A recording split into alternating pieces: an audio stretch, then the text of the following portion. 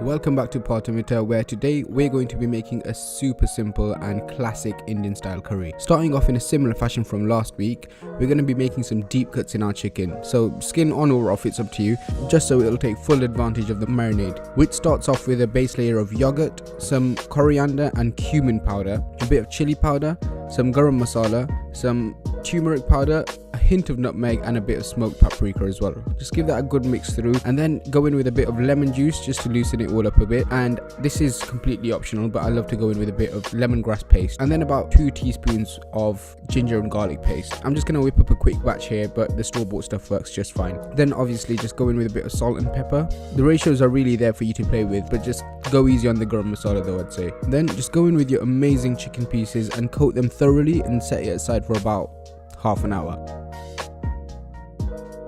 Now we're going to start building up the base to our actual curry by finely dicing up a couple of cloves of garlic and 1 onion, and then just take yourself a pan and go in with about 2 tablespoons of vegetable oil and start sweating those onions down with a bit of pepper, whole cumin, star anise, cinnamon, green cardamom and black cardamom.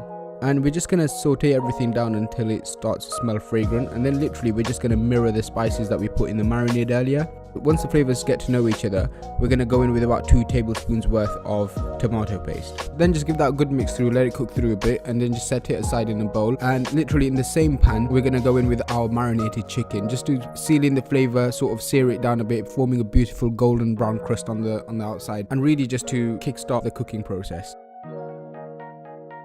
We're going to go in with the rest of our tomato paste that we made earlier and a tin of whole tomatoes and half that tin of water. Then just go in with the rest of your marinade as well, and we're going to boost the overall chickeniness with a bit more chicken stock and let it just simmer for about half an hour.